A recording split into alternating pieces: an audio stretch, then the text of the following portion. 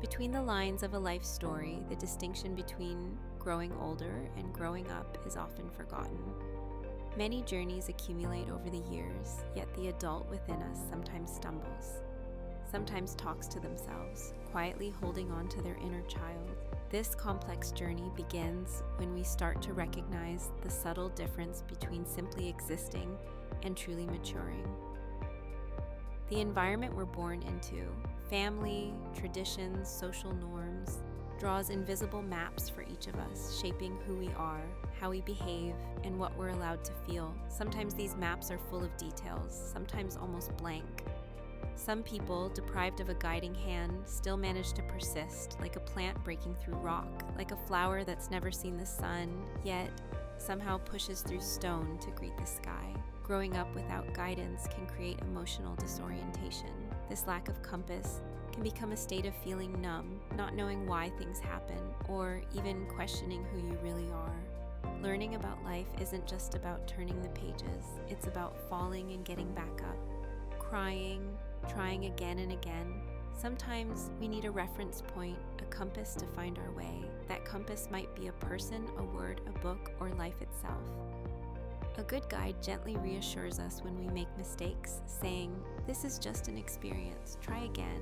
But without guidance, a negative voice takes root within us. It focuses on what's missing, burdens us with the weight of perfection. Life then becomes an endless criticism, a constant sense of not being enough. From this perspective, the voices echoing inside our minds are some of our most precious companions on the journey of life. If we have a good guide, inside or beside us, we learn to be compassionate, forgiving, and flexible with ourselves. Even at the most critical moments, we can say, "I did my best," even if it didn't work out, and feel a sense of softness and acceptance grow within. Falling isn't just a physical thing. The human spirit falls too. We make mistakes, wrong decisions, sometimes we break. A guiding voice picks us up and says, "You can get up from here." But if there's a punishing, belittling, or critical voice within, every fall feels like disaster. Then, the path to growth looks like self-punishment. In truth, the real way to grow is to stand up again, with compassion. Someone who grows up without a metaphorical compass can't tell which way is north. Like a traveler lost in the woods, they doubt their instincts, emotions, and intuition. Even simple questions, "What do you feel?" become hard to answer, good or bad, I guess. Yet within the depth of every soul live countless emotions. Loneliness, longing, disappointment, joy, peace, anger, trust, each a unique color in the palette of life. Recognizing this emotional repertoire is the foundation of self-understanding. Naming a feeling gives us power over it. It allows us to process and manage it. It's like an artist without a brush, unable to paint, someone without the right words or concepts, can't fully express or handle their feelings. Sometimes, a word from a child's mouth expands their world. A kid who just learned the word disappointment can finally describe that bittersweet feeling for the first time. At that moment, the compass of emotions falls into their hands. They can understand, express, and manage what they feel. Our inner self-talk is often our harshest critic. "Look at what others have achieved, and you're still here," it says, ignoring what we've survived and overcome. The punishing voice inside belittles our efforts, focusing only on what's left undone. But the real injustice is failing to recognize our achievements, never giving ourselves credit for how far we've come. In this loop, life starts to feel like a short, breathless sprint. But life's true nature is a marathon, full of ups and downs, moments of slowing down and speeding up. The constant rush to keep up only distances us from our home, our city, our relationships, and even ourselves. In that emptiness, searching for something to fill the void is like a thirsty person drinking seawater. The more you drink, the thirstier you get, the emptier you feel. During moments of crisis, those without a guide turn harsh self-criticism inward. The voice that says, "You failed again," acts like a parent who never lets a child get up after falling. But a crucial step of growth is accepting that you can make mistakes and sometimes feel powerless or weak. The fear of not being good enough is soothed only by the voice of compassion. The more disconnected someone is from their emotions, the weaker their bond with life becomes.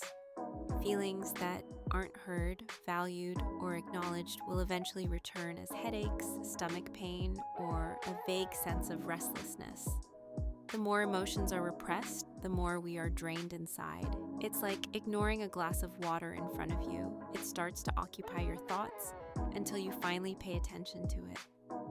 Acknowledging and connecting with our emotions is the most fundamental bond we create with ourselves.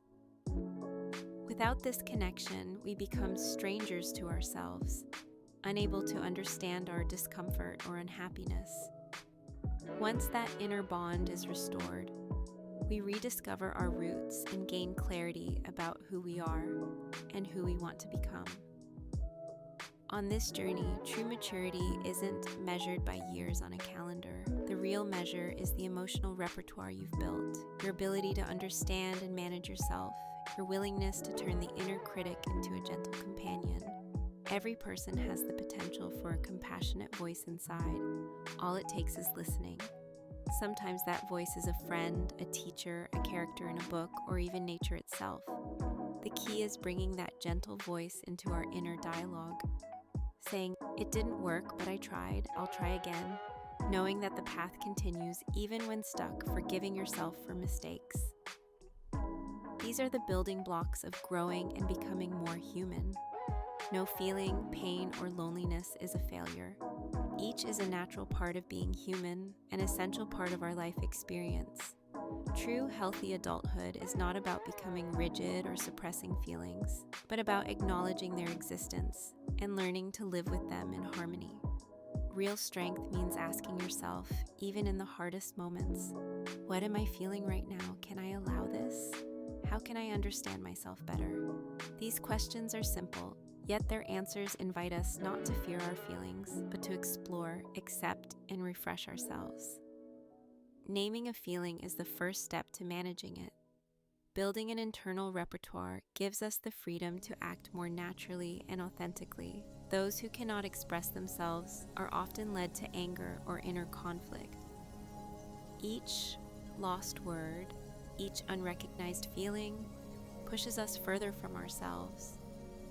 Growing up sometimes means crossing broken bridges, discovering new roads, or embracing your own disappointments, loneliness, or fears. No matter what the crowd says outside, the real journey begins when you can see both the darkness and the light within yourself. Finding your own compass is often life's greatest gift. Transforming that harsh inner voice takes effort and time, but anyone can do it by staying true to their feelings and growing the compassion within. In short, real growth isn't about the years lived, but about looking honestly at yourself, being kind, and embracing your feelings.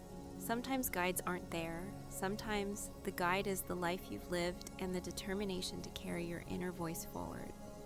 Accepting that life's path isn't straight, that it has ups and downs, means moving closer to yourself with each step.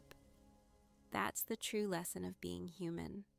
And with every new day, with a genuine sense of acceptance, you can close with this: with every step of knowing myself, I grow a little more.